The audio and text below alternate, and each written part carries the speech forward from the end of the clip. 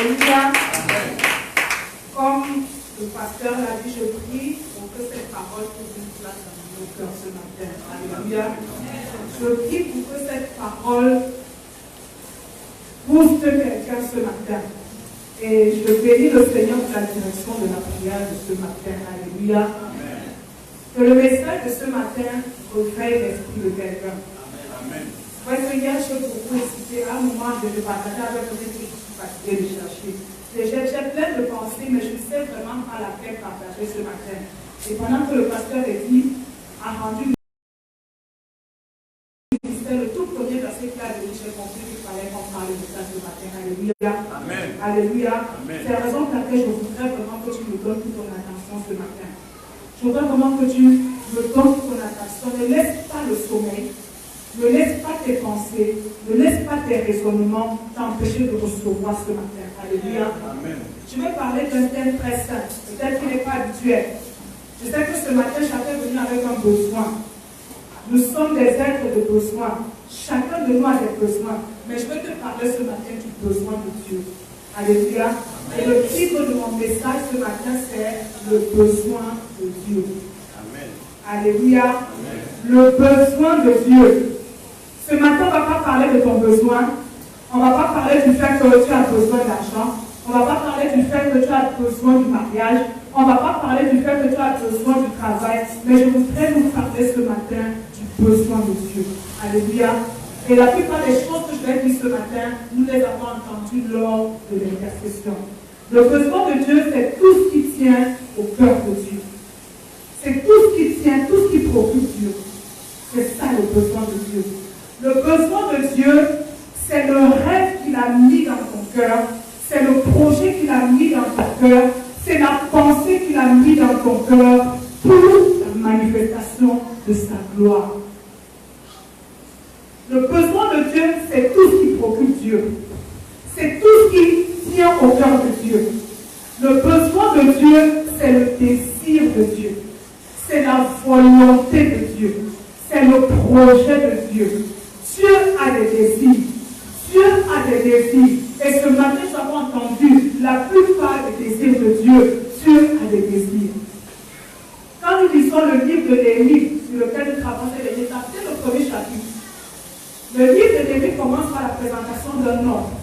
La Bible déclare que cet homme qui était exilé à Babylone, dans la capitale juive, était les chansons du roi. C'était un homme qui était au service du roi, qui travaillait au palais, mais qui tout le temps prenait des nouvelles de son peuple qui était resté à Jérusalem. Lui était en captivité dans un autre pays, mais tout le temps il prenait des nouvelles de son peuple. Et un jour, on lui dit que la ville que ta ville chérie, la ville de Dieu, la ville dans laquelle Dieu a établi son siège, cette ville-là est en ruine. Et la Bible nous dit dans les premiers versets que cet homme est devenu triste. Cet homme est devenu triste, il était abattu. Et il a commencé à prier. Il n'était pas dans la capitale, il n'était pas à Jérusalem, il était au palais en train de servir, il était en train de faire son job, il avait certainement son salaire, il avait certainement des avantages, mais la Bible nous dit que quand il a appris que le peuple de Dieu, quand il a appris que la ville de Dieu était en ruine, cet homme est devenu triste. Et il a fait quoi? Il a commencé à prier. Et le chapitre se termine par deux phrases. De la prière de Néhémie, une chose, donne du succès à ton serviteur. Et il précise, il dit bien, j'étais alors les chansons du roi.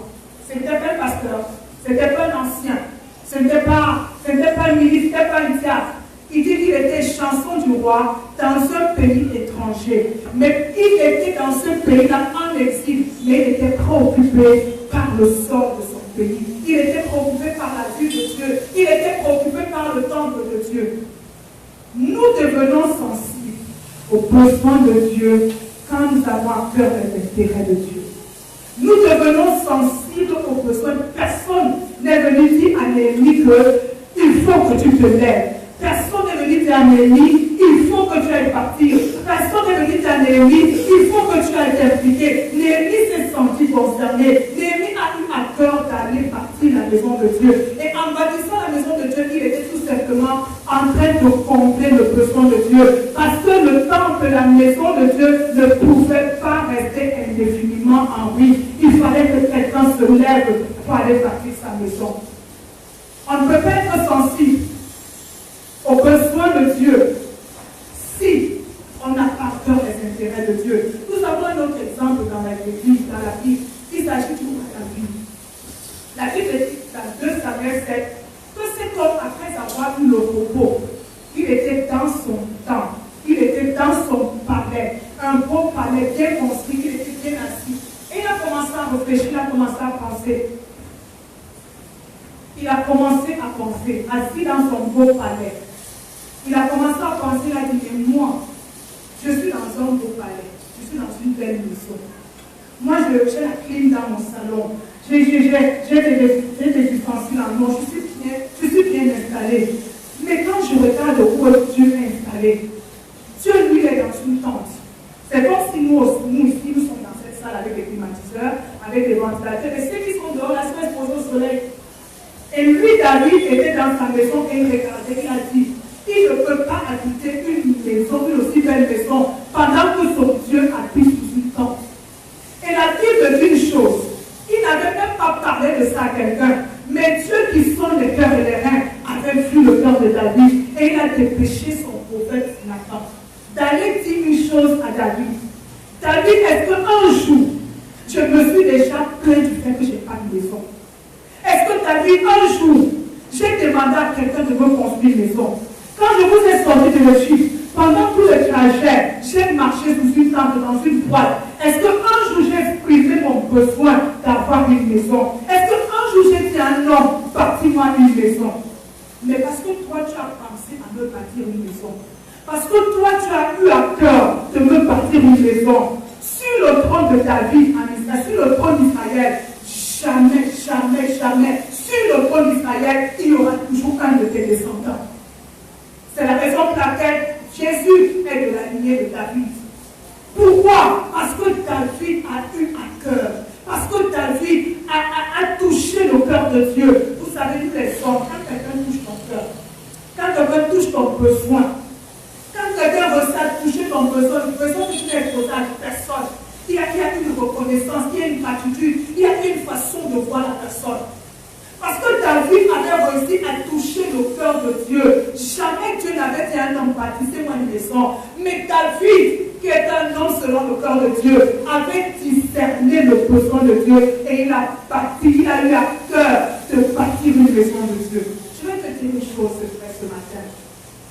Quand tu commences à comprendre les besoins de Dieu, tu t'introduis toi-même dans une vie de gloire.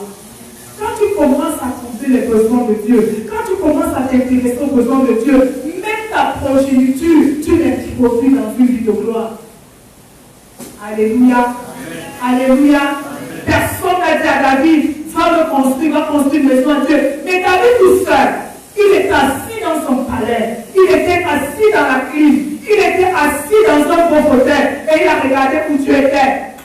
Il a dit, moi je ne peux pas être assis dans un beau palais. Moi je ne peux pas avoir une aussi belle maison. Et la maison, et Dieu lui-même, il habite sous une tente, il habite sous une bâche. Et il se souvenait de ce que tu as fait dans sa vie, tes victoires que Dieu lui a données, tes batailles que tu as remportées pour lui, tes délivrances que Dieu lui a accordées. Il a dit, moi je ne peux pas habiter ici, et mon Dieu est sous une tente. Et la Bible déclare que parce que David l'a fait, ses descendants n'ont jamais manqué sur le trône d'Israël. Même quand ses descendants péchaient, même quand ses descendants s'opposaient à Dieu, Dieu s'est toujours arrangé pour qu'il y ait un descendant de David sur le trône d'Israël. Alléluia. Amen. Ce matin, Dieu cherche des hommes et des femmes qui vont combler ses besoins. Ce matin, Dieu cherche des hommes et des femmes qui vont penser à ses besoins. La Bible nous parle un autre exemple de Anne, une femme stérile.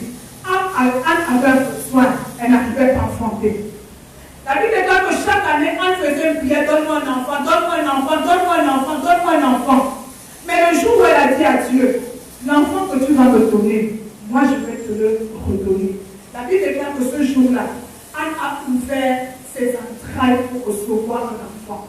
Le jour où elle a dit à Dieu, l'enfant que je désire tant, je ne veux pas pour moi, mais je vais te le donner. Quand Anne avait cette prière, elle ne savait pas qu'elle anticipait, elle ne savait pas qu'elle était en train de répondre aux besoins de Dieu. Parce que sur le trône en Israël, le sacrificateur qui était présent était en train de sombrer dans le péché.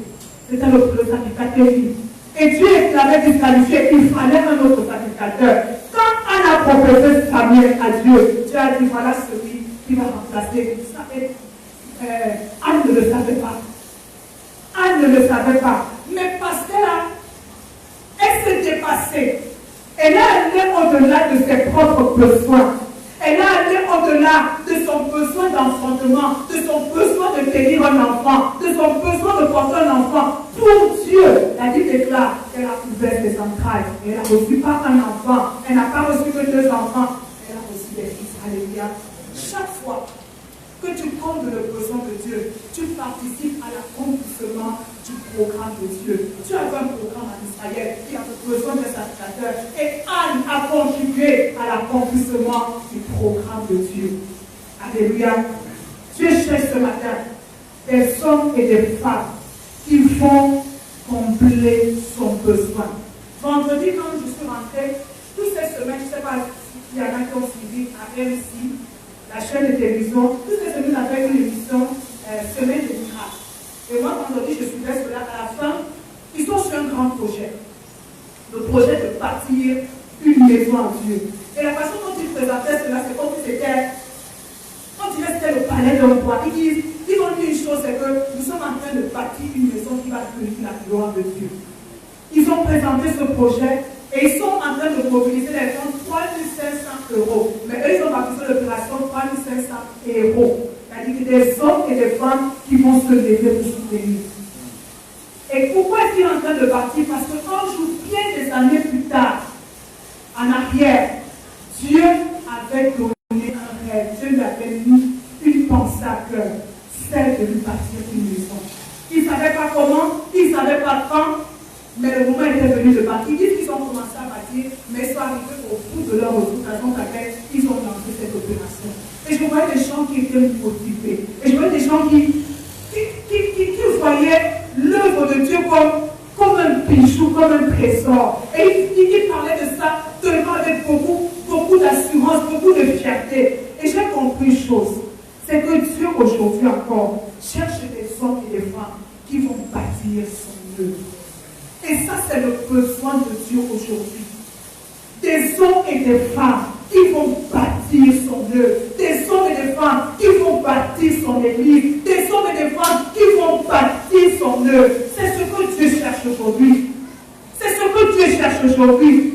Qu'importe la condition, qu'importe la situation, Dieu cherche des hommes et des femmes qui vont bâtir, qui vont travailler, qui vont s'impliquer, qui vont se lever pour bâtir son œuvre, pour bâtir son église, pour bâtir son œuvre. Et il ne va pas se servir de n'importe qui. Dieu se sert des hommes et des femmes qu'il a introduits dans sa famille au moyen du sang de Jésus. Des hommes et des femmes qu'il a sauvés par sa grâce. C'est sur ces hommes-là que Dieu s'appuie pour bâtir son œuvre. Alléluia. Dis à ton frère que le besoin de Dieu. Dis à ton frère le besoin de Dieu. C'est de bâtir son œuvre. Je voudrais te prévenir que je ne vais pas parler de ta maladie ce matin. Je ne vais pas parler de ton chômage. Je ne vais pas parler des sorciers qui te dérangent. Je vais te parler du besoin de Dieu ce matin. Le besoin de Dieu, c'est de bâtir sa maison. C'est de bâtir sa maison. C'est de bâtir son œuvre. C'est ça le besoin de Dieu aujourd'hui. Au-delà de tout ce que nous pouvons faire, tout le prix que nous pouvons faire, tout ce après quoi nous pouvons courir, Dieu a un désir. Bâtissez-moi ma maison. Quand on vient dans le village âgé, il vient reprendre les Israélites. Il dit, est-ce que c'est le temps pour vous de bâtir vos maisons quand ma maison à moi est en train de tomber en ruine? Est-ce que c'est le temps de vous préoccuper de vos besoins, oh, on ne m'a pas fait, je n'ai pas eu, je n'ai pas. Est-ce que c'est le moment? C'est le moment de penser à mes intérêts. C'est le moment de penser à ce qui me tient à cœur. C'est le moment de penser à ce que moi je veux. À mes désirs aussi le moment. Dieu est toujours prêt à répondre à nos désirs, mais Dieu cherche aussi quelqu'un qui peut répondre à son désir. Dieu cherche aussi quelqu'un qui peut dire, je suis là Seigneur, je veux mettre la forme dans ton cœur. Alléluia.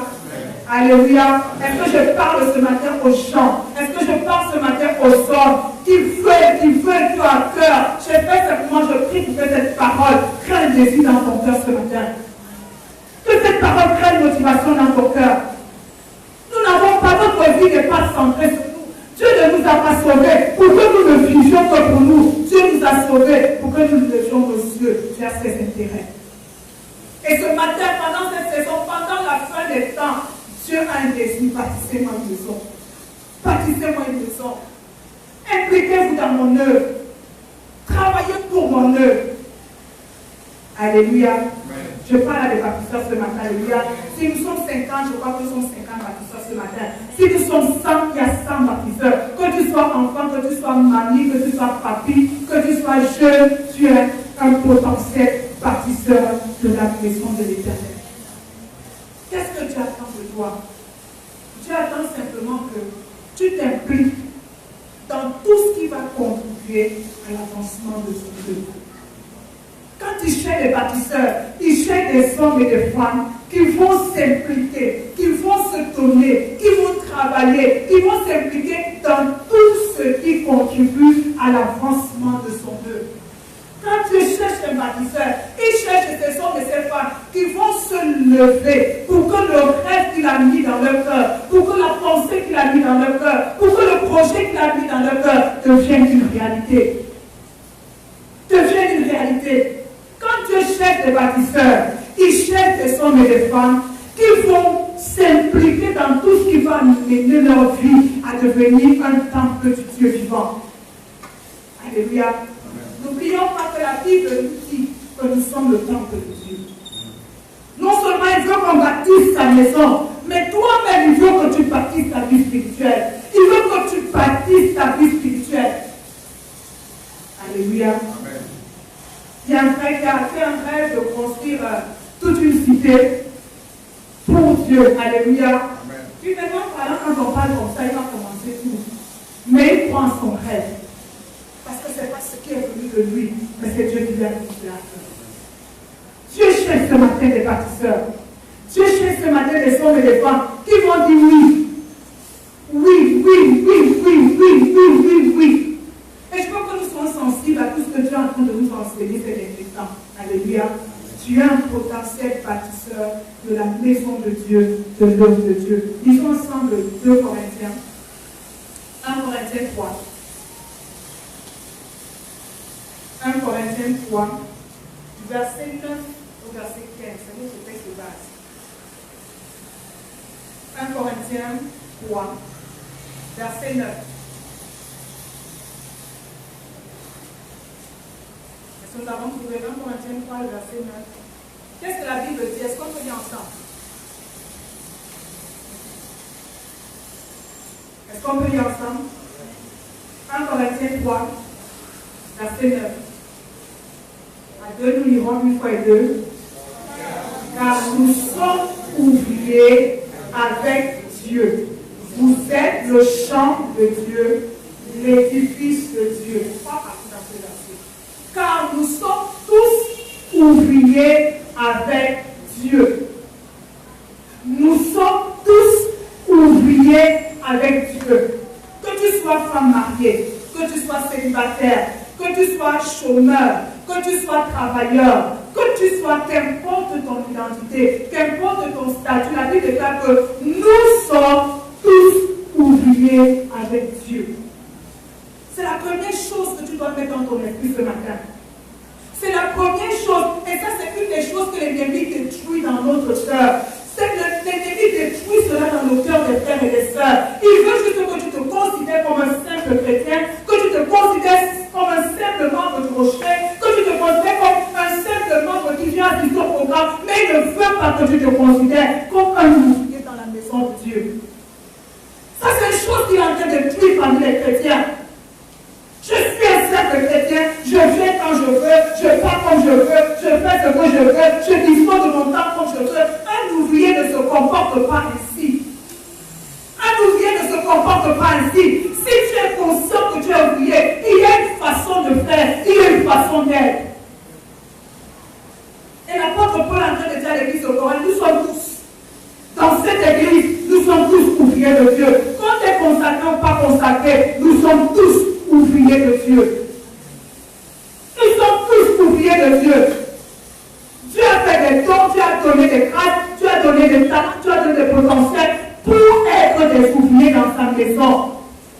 C'est le Jack Matras qui a des chantiers. Est-ce qu'un ouvrier qui travaille dans son chantier peut décider qu'aujourd'hui je ne prends pas quand les autres sont en train de travailler, peut dire aujourd'hui je vais dormir chez moi, je vais faire ce que je veux. L'ouvrier suit ce que le maître d'œuvre a donné comme consigne.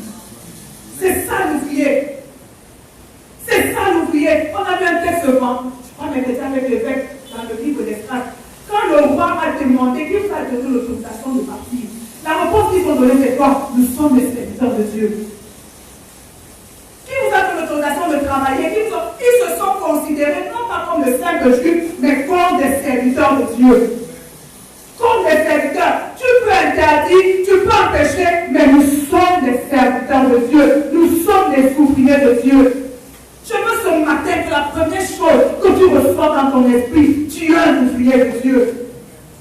Tu n'es pas que membre du rocher, tu n'es pas que visiteur du rocher, tu es un ouvrier. Et un ouvrier, c'est quelqu'un qui travaille. Un ouvrier, c'est quelqu'un qui produit. Un ouvrier, c'est quelqu'un qui met la main à la pâte. C'est pas un observateur, c'est quelqu'un qui travaille. Nous sommes tous. Église, tu as un champ, tu as une équipe d'ouvriers et ces ouvriers doivent se lever. Que le voile qui nous empêche de nous voir comme des ouvriers, de nous voir comme des serviteurs, que ce voile soit déchiré ce matin dans l'église au nom de Jésus. Je suis l'ouvrier de l'Éternel. Il ne va pas sauver pour venir chauffer les camps. Il ne va pas sauver pour que je fasse du tourisme dans sa maison. Un jour je viens, un autre je ne suis pas là. Un jour je vis, un autre je ne suis pas là. Un jour je propose mes services, quand ça m'arrange, quand je ne propose pas. Nous sommes tous des ouvriers. Au service d'un grand roi. Au service d'un grand roi. L'ouvrier est soumis à une condition. Il fait pas à une discipline. Il ne fait pas ce qu'il veut. Il ne fait pas ce qu'il veut. Dis avec moi, je suis ouvrier de l'Éternel. Je veux que tu le dises de ce sang, je suis l'ouvrier de l'Éternel. Alléluia. Ne néglige pas ça. Ne néglige pas ça. Nous sommes en train de travailler pour embellir cette salle. Mais une vérité sûre, c'est que tant qu'il n'y a pas de travail dans la vie de chacun, nous aurons une belle salle, mais il n'y aura jamais la vie de Jésus. Ça, je peux vous l'assurer. On aura une belle salle. On aura une scène jolie, la façade belle. Mais si les composants, si les personnes qui viennent à Corée ici ne sont pas vivantes, ça ne servira à rien. Nous travaillons pour la réflexion de la salle. C'est le moment aussi de revoir toi-même ta vie ce matin. Seulement de revoir toi-même ta position ce matin. Seulement de revoir ta façon de servir ce matin. Seulement de revoir ce que tu fais pour le Seigneur ce matin. Nous ne voulons pas qu'une belle salle, mais nous voulons des ouvriers ce matin. Nous voulons des ouvriers ce matin. Le travail ne manque pas dans la maison de Dieu. Alléluia. Vous savez, c'est le seul chantier, c'est le seul domaine où il n'y a pas de chômeur. L'œuvre de Dieu, c'est le seul domaine sur cette terre où il n'y a pas de chômeur. Donc si quelqu'un dit que je sais pas ce que je vais faire, je n'ai rien à faire, tu as choisi d'être chômeur. Mais il n'y a pas de chômeur dans la maison de Dieu. Les frères, tu me dis, tu ne peux pas être là depuis un an, depuis 2 ans, tu es toujours visiteur. Je suis ouvrier de Dieu. La question que tu dois te poser ce matin, Seigneur, qu'est-ce que tu veux que je fasse pour toi? Tu veux être un homme qui compte les besoins de Dieu, demande aussi cela à Dieu. Tu lui demandes tous les jours, fais ci, Seigneur, bénis-moi, Seigneur, délivre-moi, Seigneur, guéris-moi, Seigneur, mène-moi plus loin, Seigneur, ouvre mes portes, mais demande-lui aussi ce matin, que veux-tu que je fasse pour toi? Demande-lui aussi ça ce matin. Parce que lui aussi a des besoins. Demande-lui aussi ça ce matin. Il n'est pas seulement là pour te donner, mais il aimerait aussi que tu lui donnes. Que veux-tu que je fasse, Seigneur? Nous sommes tous ouvriers. Israël est ouvrier. Imara est ouvrier. Nous sommes tous ouvriers. Alléluia. Amen. Alléluia. Amen. Vous savez ce qui est embarrassant avec ce genre de message? C'est que quand on le libère, on ne le reçoit pas, on le reçoit, on l'entend. Mais on a souvent du mal à le recevoir. Mais ma prière ce matin, quand je regarde, que ce message trouve une place dans vos cœurs. Dieu cherche cherche aujourd'hui des hommes qui vont bâtir sa maison. Dieu cherche aujourd'hui des hommes qui vont mettre la main à la construction. Le travail de ce Dieu ne se fera pas avec les anges. Parce que c'était le cas. Néhémie serait resté dans son temple et Dieu aurait dépêché des anges pour bâtir la muraille. Mais Dieu ne l'a pas fait. Ce sont des hommes qui ont bâti la muraille. Ce sont des hommes qui ont bâti la muraille. Et quand vous lisez de la Genèse jusqu'à l'Apocalypse, les anges ne sont jamais des anges de Dieu. Ce sont les hommes qui ont toujours accompli. Quand il y a eu un besoin, il y a toujours eu un homme qui s'est levé. Et Dieu ce matin cherche des hommes et des femmes qui vont prendre conscience qu'ils sont des ouvriers, qui sont des serviteurs. Ce ne sont pas, nous n'avons pas, on aime un titre, nous sommes des rois. Nous sommes des dieux. Nous ne sommes pas que des rois. Nous ne sommes pas que des dieux qui avons des pouvoirs, qui avons des privilèges. Nous sommes aussi des serviteurs qui avons des responsabilités. Alléluia. Parce que quand on le voit que le côté roi, on passe le temps à demander, il faut qu'il fasse, il faut qu'il me donne, il faut qu'il m'accorde, il faut que les démons obéissent, il faut. Mais quand on est aussi conscient qu'on est ouvrier, qu'on a des responsabilités, on va se mettre à l'action. Alléluia. C'est avec moi, je suis ouvrière. Je suis ouvrier. Je suis ouvrier. Alléluia. Je suis ouvrier. Et la deuxième partie du verset dit quoi? Il dit, vous êtes le champ de Dieu. Vous êtes la plantation de Dieu dans laquelle on sème. Et on attend qu'il y ait croissance. Et on attend qu'il y ait reproche. Vous êtes le champ de Dieu. Alléluia. Nous sommes le champ de Dieu. Il y a des semences qui doivent être semées et il y a une récolte qui doit suivre. Il y a une croissance qui doit suivre, il y a une récolte qui doit suivre. Je suis le champ de Dieu. Nous formons le champ de Dieu. Nous formons le champ de Dieu, le champ dans lequel Dieu viendra pour moissonner. Amen. Dieu viendra pour récolter. Dieu viendra pour cueillir des fruits. Nous formons le champ de Dieu. Et le deuxième aspect, la troisième partie dit quoi? Nous sommes l'édifice. Nous sommes la maison de Dieu qui a besoin d'être construite. Nous sommes la maison de Dieu dans laquelle nous apportons chacun son matériel pour que la maison de Dieu soit bâtie. Quand tu mets ces trois catégories devant toi, premièrement, nous sommes ouvriers. Deuxièmement, nous sommes le champ de Dieu.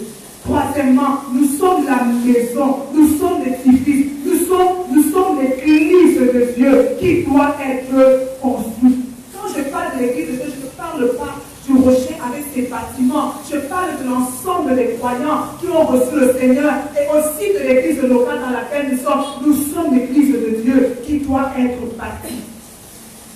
Qui doit être bâtie. Et continuons la lecture de ce chapitre. Elle dit au chapitre 10, selon la grâce de Dieu qui m'a été donnée, j'ai posé le fondement comme un sage architecte et un autre bâti dessus. Mais que chacun prenne garde à la manière dont il bâtit dessus. Car personne ne peut poser un autre fondement que celui qui a été posé, savoir Jésus-Christ.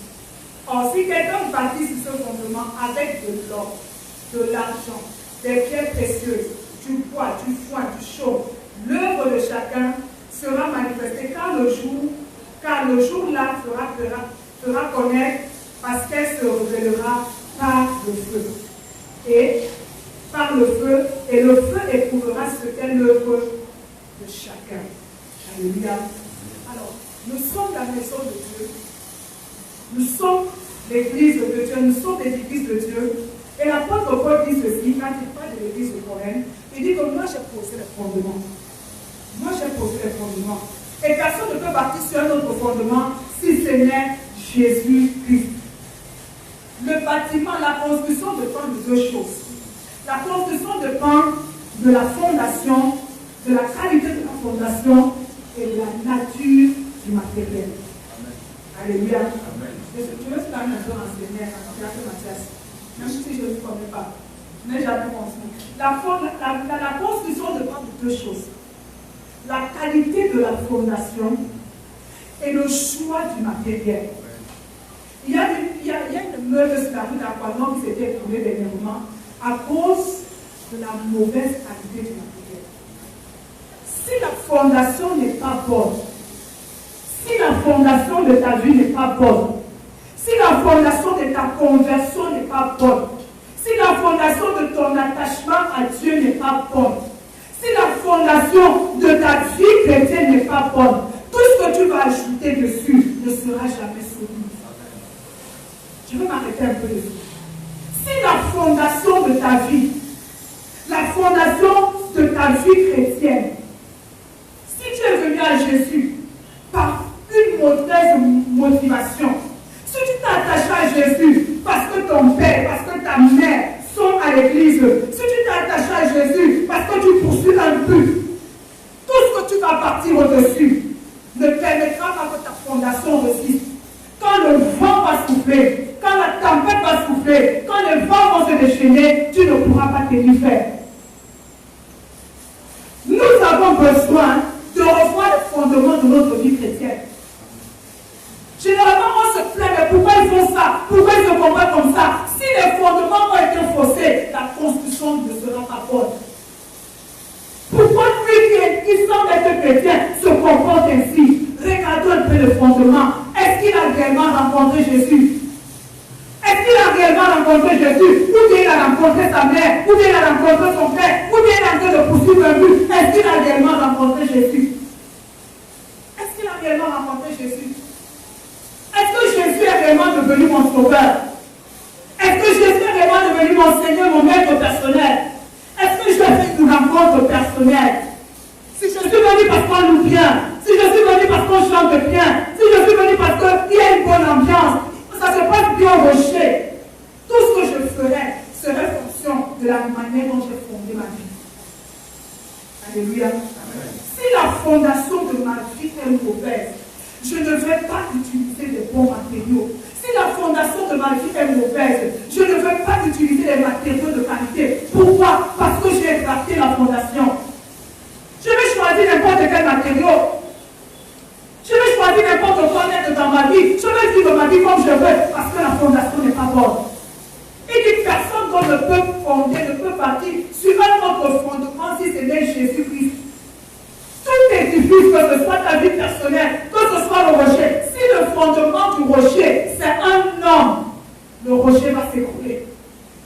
Mais si le fondement de l'église, c'est Jésus, Jésus, le rocher de notre salut, les vents vont souffler, les tempêtes vont se déchaîner, l'église restera debout. Alléluia. Pourquoi je vis cette vie chrétienne? Pourquoi je vis cette vie chrétienne? Pourquoi je dis que je suis chrétien? Pourquoi? Est-ce que si on enlève la chose pour laquelle tu dis que tu es chrétien, tu seras toujours chrétien? Est-ce que si on enlève la chose pour laquelle tu dis que tu es chrétien, tu continueras toujours à vivre comme un chrétien? On ne fabrique pas des chrétiens. On devient. On ne fabrique pas. Ce n'est pas l'appartenance à l'église, ce n'est pas l'assistance aux réunions, ce n'est même pas la participation parce que je donne, parce que j'ai pris des actions qui font de moi un chrétien, c'est ma rencontre personnelle avec Jésus. Et tant qu'on n'est pas passé par là, on aura un club d'hommes et de femmes qui sont en train de bâtir sur une mauvaise fondation. Qui sont en train de bâtir sur une mauvaise fondation. Et qui aucune autre fondation ne peut être solide si ce n'est Jésus. Si ce n'est Jésus, le fondement de ma vie, le fondement de ma marche. Si Jésus est mon fondement, je vais travailler en fonction de Jésus. Je vais m'expliquer en fonction de Jésus. Je serai présent en fonction de Jésus. J'agirai en fonction de Jésus. Mais si Jésus n'est pas le fondement de ma vie, je travaillerai en fonction d'un homme, en fonction des saisons, en fonction des circonstances, parce que Jésus n'est pas le fondement de ma vie. Alléluia. Amen. Si la fondation est mauvaise, on est en train de construire. Il y a un texte dans Matthieu 7. Matthieu 7. Nous n'allons pas le lire ce texte. Matthieu 7. Matthieu 7, le verset 26. Matthieu 7.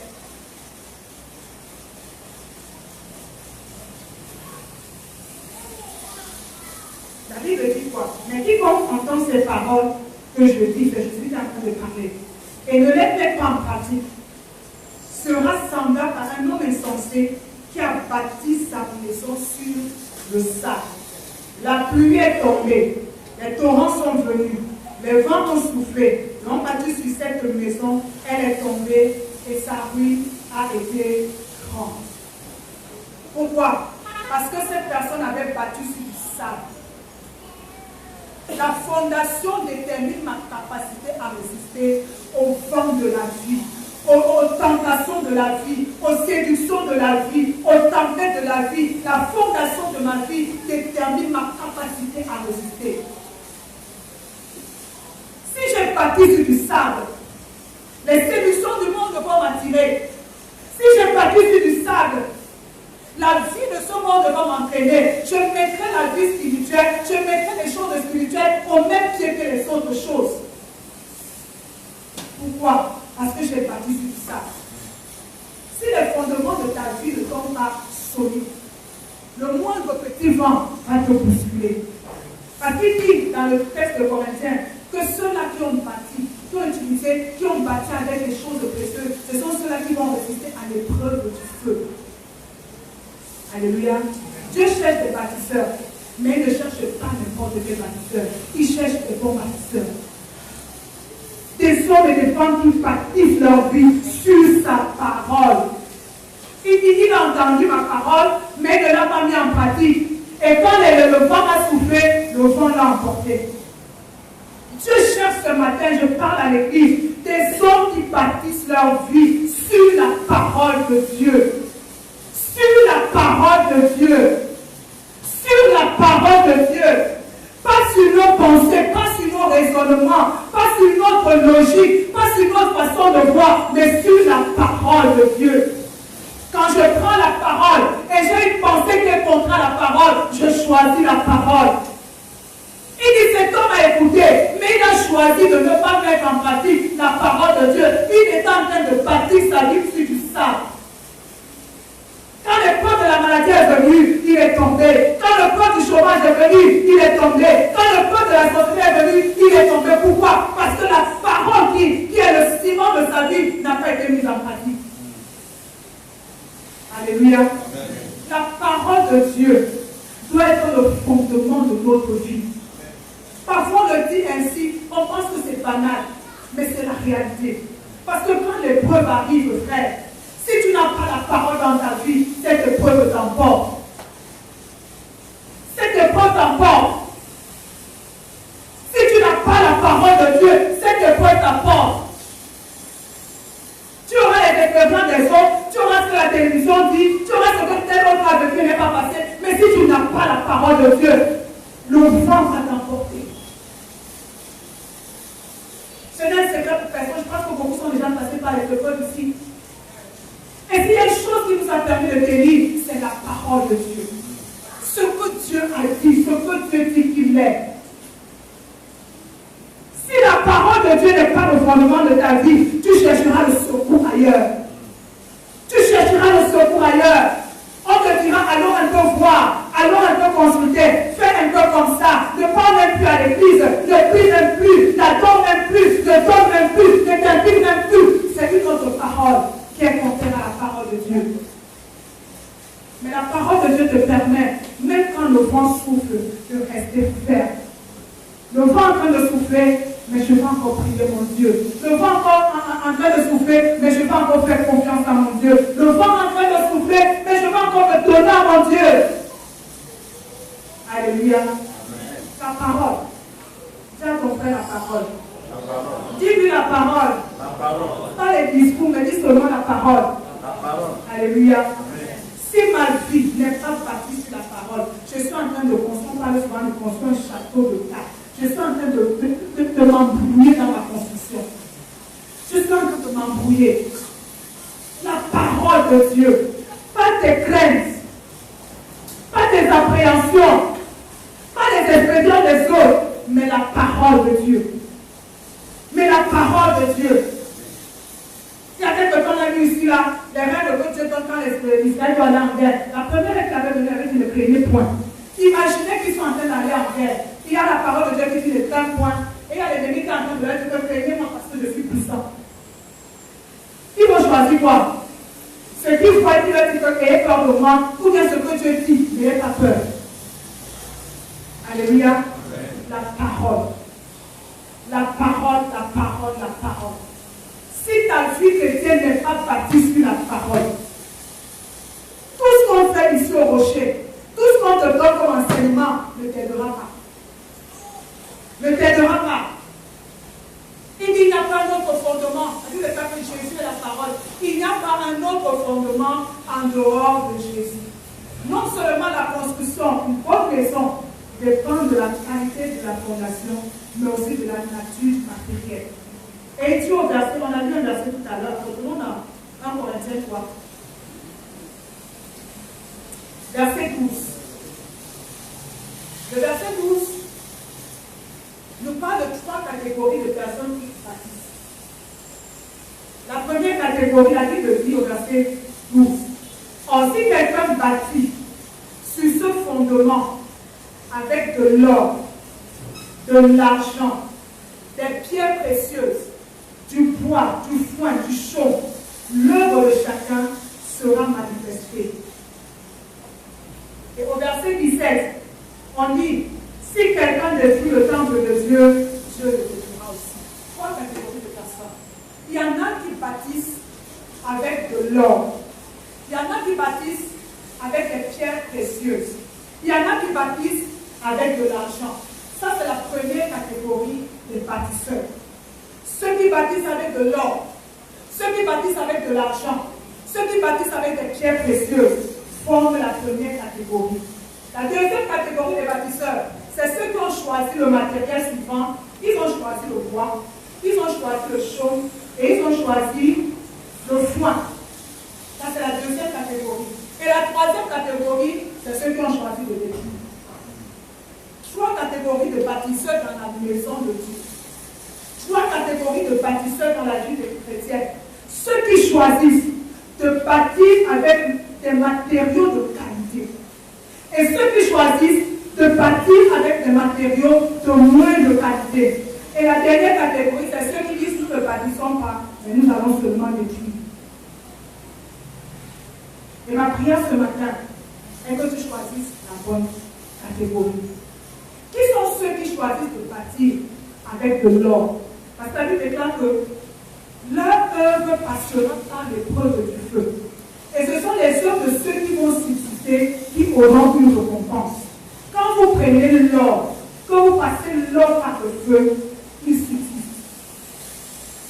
Mais si tu prends le bois, si tu prends le chaume, si tu prends le foin, une fois que tu as mis le feu, on retrouve la cendre. Il n'y a rien.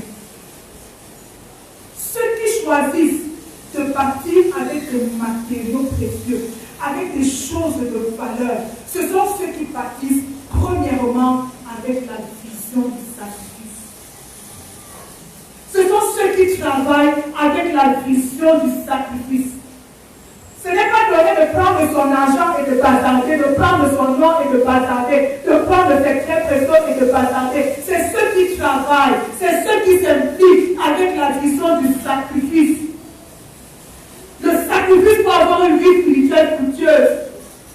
Le sacrifice de mon temps. Le sacrifice de mon intelligence. Le sacrifice de mes avoirs. C'est ceux qui travaillent avec la vision du sacrifice.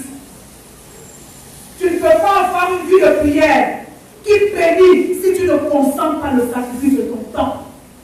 Tu ne peux pas avoir une vie qui bénit les autres si tu ne prends pas le temps pour travailler sur toi-même. Ceux qui bâtissent avec de l'or, c'est ceux qui travaillent avec la vision du sacrifice. Le travail de Dieu n'est pas un travail facile. Je dis, le travail de Dieu n'est pas pour les paresseux. Ce n'est pas pour ceux qui vont rester à éclater les doigts, que ça se passe, que cette muraille soit rebâtie, que cette maison soit reconstruite. C'est pour ceux-là qui sont prêts à se donner, à se saigner, à retrousser les manches. Ceux qui travaillent avec de l'or, c'est ceux qui travaillent avec la vision du sacrifice. Ceux qui travaillent aussi avec de l'or, c'est ceux qui travaillent avec la vision de l'excellence. Je recherche le beau. Je recherche ce qui est glorieux pour mon Dieu. Je recherche ce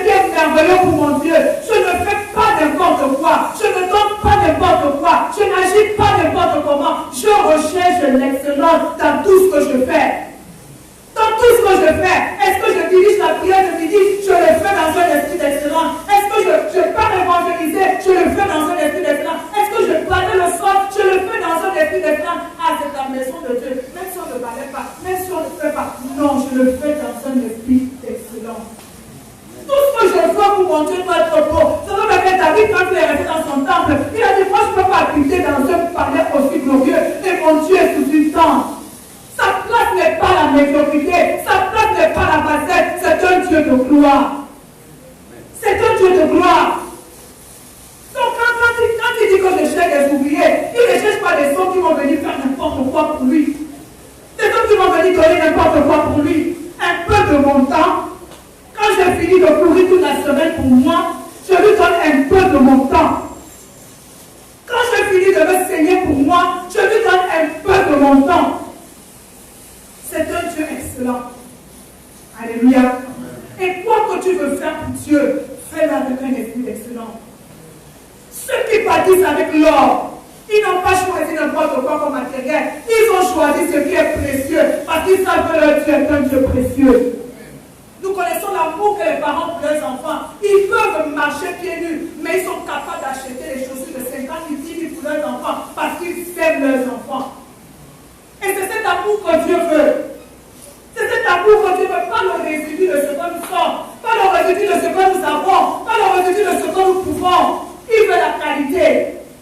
Il veut le meilleur de nous. Le meilleur de nos églises. Notre salle sera belle. Mais s'il n'y a pas des hommes avec une vision d'excellence, il n'y aura aucune gloire dans cette salle.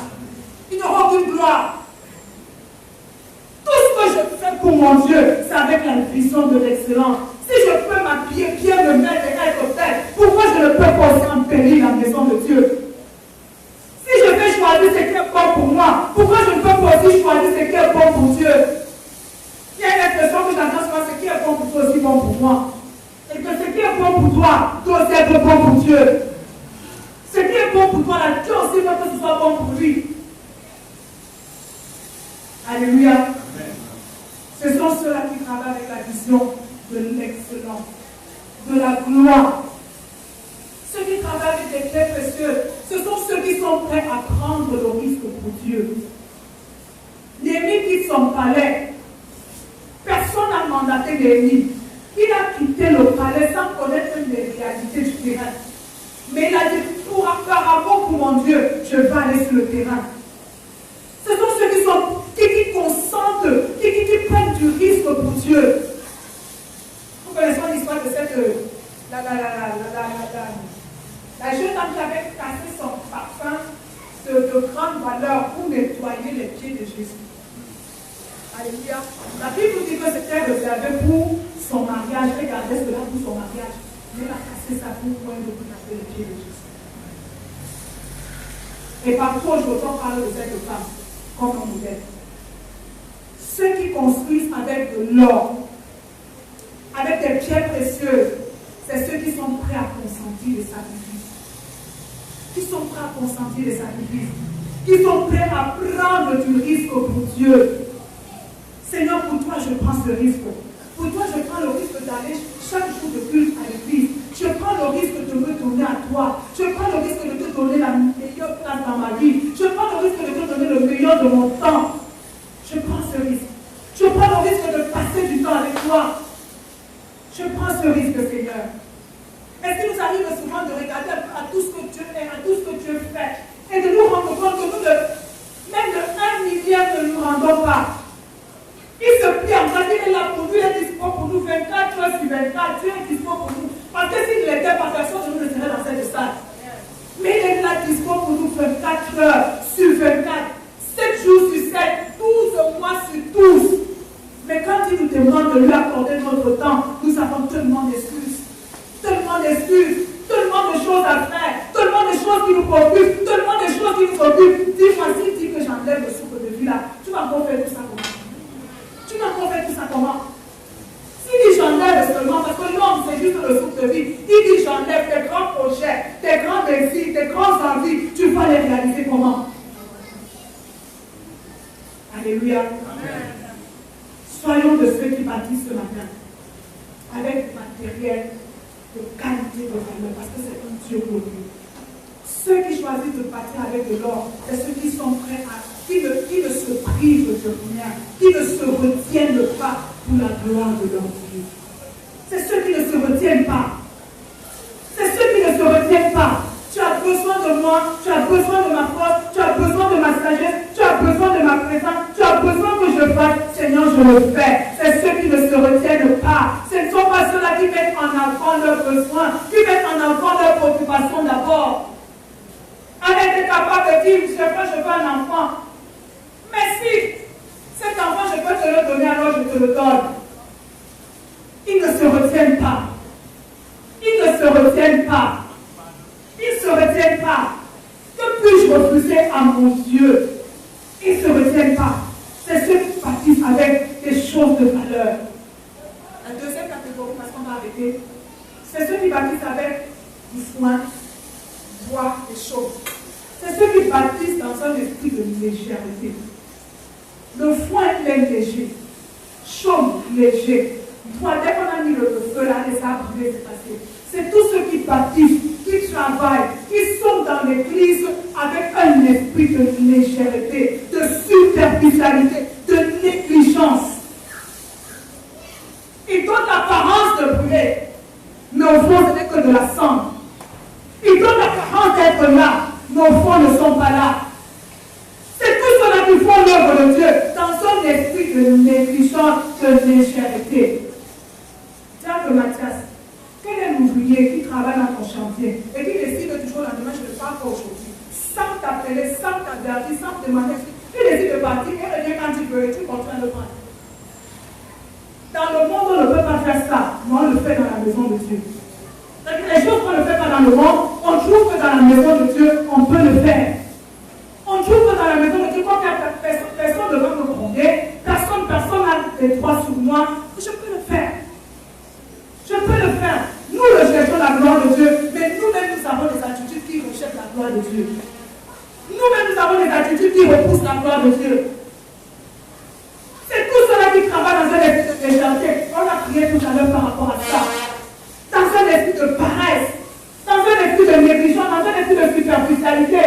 Ah, que je m'implique ou pas, ce n'est pas important. Ce n'est même pas prioritaire pour moi, ce n'est même pas primordial pour moi. Que je fasse ou que je ne fasse pas, ça n'enlève rien à ma paix. Ça ne change rien au cours de ma vie. Ce sont des gens qui ne se sentent pas concernés par l'œuvre de Dieu. Qui ne se sentent pas concernés par la chose de Dieu. Qui ne se sentent pas concernés par le travail de Dieu. Alléluia. Amen. Si nous étions dans cette catégorie, sortons ce matin. Parce que nos œuvres ne subsisteront pas. Nos œuvres ne résisteront pas à l'épreuve du feu. Nous sommes en train de faire, mais quand Dieu viendra peser, il trouvera que c'est rien. Il trouvera que c'est rien. Dans un esprit de légèreté. Je suis à l'église dans un esprit de légèreté. Comme on a entendu dimanche, je me réveille par un prêcheur. Je suis absent, je suis là, mais je suis absent. Je suis là même, je suis en train de gérer les factures à la maison. Je suis en train de gérer ma vie de nourriture que j'ai laissée au feu, mais je suis là présent. Alléluia. Amen. Nous sommes en train de vouloir entrer dans une autre dimension avec Dieu. Prenons le temps de revoir nos vies. Alléluia. Prenons le temps de rester devant le Seigneur. Nous ne voulons pas seulement une belle salle, mais nous voulons des hommes et des femmes qui ont la vie de Dieu en eux et qui manifestent cette vie. Nous voulons des hommes et des femmes qui sont plantés dans l'œuvre de Dieu. Qui sont plantés dans l'œuvre de Dieu. On dit souvent que le peuple de notre côté, c'est comme bâti, mais il n'y a pas d'entretien après. Vous savez qui va entretenir la flamme de Dieu dans cette salle, qui va entretenir la beauté de cette salle, ce sont les hommes qui ont la vie, qui vont entretenir la beauté de cette salle. Mais si on construit, il n'y a pas de vie. Les hommes passeront, ne verront pas l'église. Ce matin, sois le bâtisseur qui utilise des matériaux de valeur, qui utilise des matériaux précieux. Laisse tomber ton bois, laisse tomber ton foin, laisse tomber ça. Prends l'or, prends l'argent, prends les pierres précieuses, prends ça pour bâtir la maison de Dieu, prends ça pour bâtir ta vie chrétienne, prends ça. Quand tu bâtis avec légèreté, ta vie chrétienne ne donnera pas envie aux autres. Quand tu bâtis ta vie spirituelle avec légèreté, tu seras le même hier, aujourd'hui et jusqu'au retour de Jésus. À la même place, avec la même attitude, la même personne,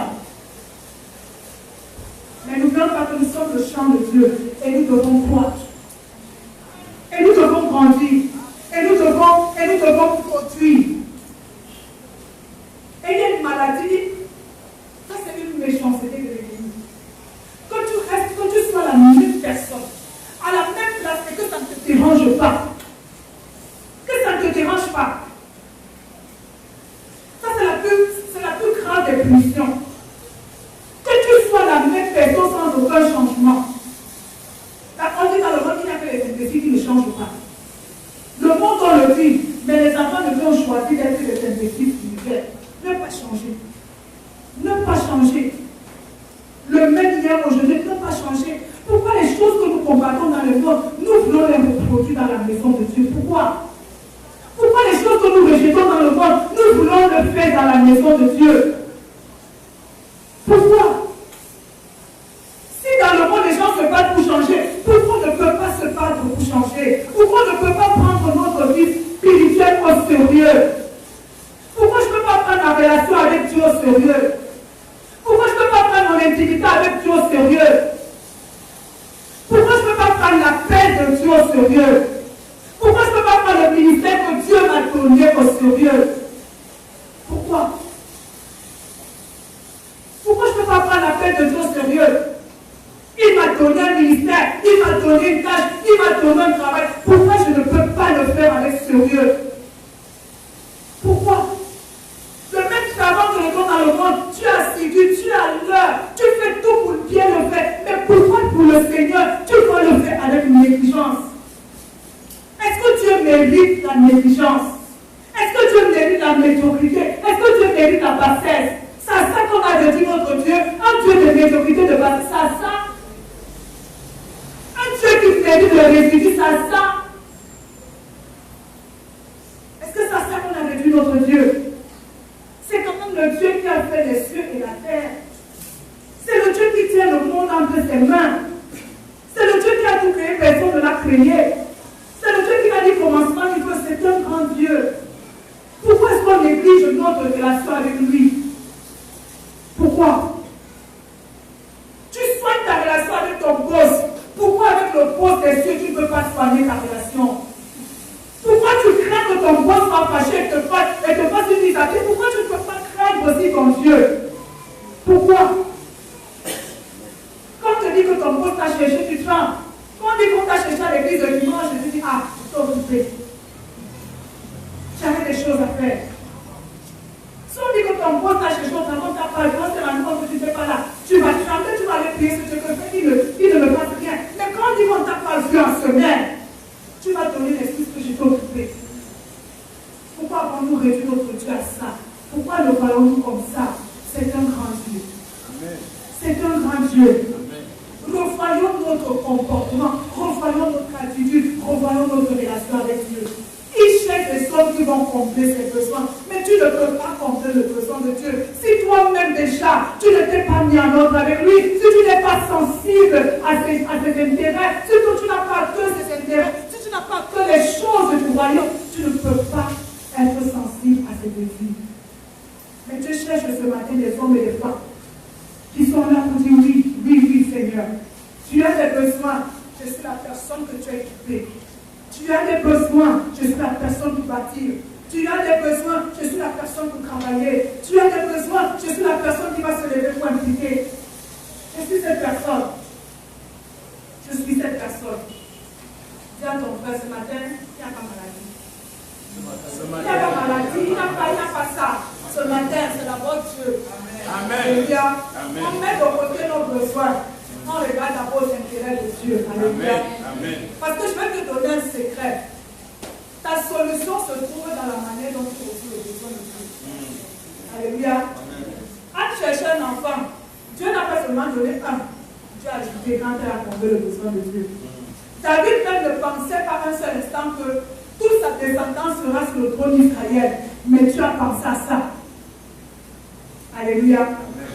Lève un peu les yeux ce matin. Lève un peu les yeux. Maman, papa, jeunes gens. Levons nos yeux ce matin.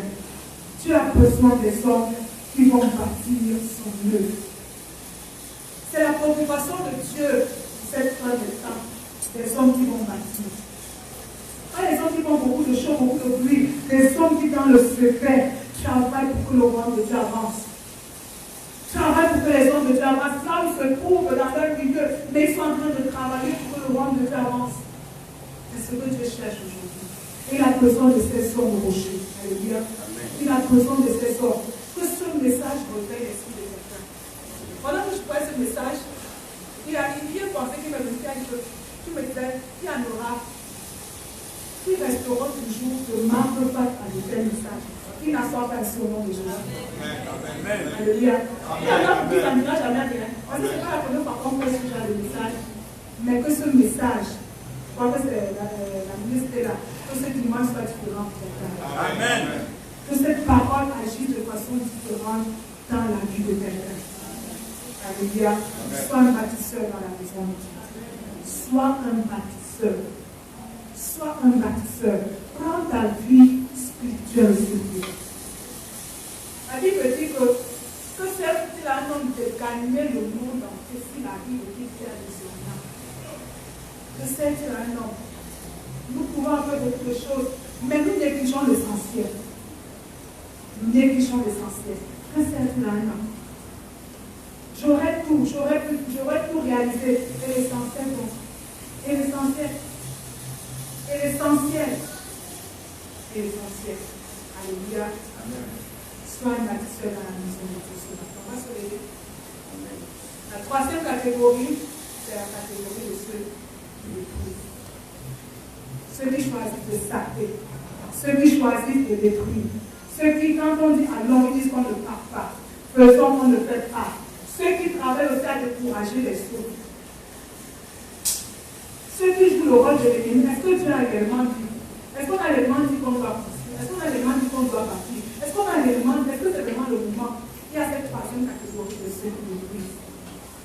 Mais que personne ne reste dans cette catégorie. Dans le nom de Jésus, alléluia. On va se mettre debout. On va se mettre debout. Je voudrais que chacun se recommande ce matin. Alléluia. Je voudrais déjà que tu bénisses le Seigneur pour cette parole. Que tu bénisses le Seigneur pour cette parole ce matin. C'était une parole de condamnation. Mais juste comme on l'a vu pendant la prière, que Dieu revienne notre esprit. Amen. Que Dieu revienne notre esprit. Je veux que tu commences à le bénir ce matin pour cette parole. Que tu commences à le bénir ce matin pour cette parole. Bénis-le, bénis-le.